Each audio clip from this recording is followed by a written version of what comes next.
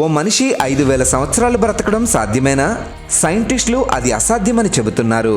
కానీ మధ్యప్రదేశ్లోని ప్రజలు అక్కడికి దగ్గరలో ఉండే అసిర్గఢ్ కోటలో 12 అడుగుల ఎత్తున్న ఓ వ్యక్తిని చూశాము అని, ఆ వ్యక్తి నుదుటిపై ఉన్న గాయం నుండి చీము నెత్తురు కారుతూ ఉంటాయి అని, ఆ వ్యక్తి మన కాలానికి చెందినవాడు కాదు అని, 5,000 సంవత్సరాల నుండి అక్కడే జీవిస్తున్నాడు అని, ఆ వ్యక్తి మరెవరో కాదు సాక్షాత్తు శ్రీకృష్ణుడు శపించిన అశ్వత్థామ అని చెబుతూ ఉంటారు.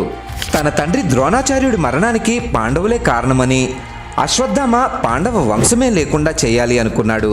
అందుకోసం ఉత్తర గర్భంలో ఉన్న పరీక్షిత్తుపై బ్రహ్మాస్త్రాన్ని ప్రయోగించాడు. అందుకు ఆగ్రహించిన శ్రీకృష్ణుడు అశ్వత్థామ నుదుటిపై ఉన్న మణిని లాక్కుని చీము నెత్తురు కారుతూ 3,000 సంవత్సరాల పాటు కుష్ఠిరోగిగా జీవించమని అశ్వత్థామని శపించాడు. మధ్యప్రదేశ్లోని ప్రజలు అశ్వత్థామను చూసింది నిజమేనంటారా? జై శ్రీకృష్ణ.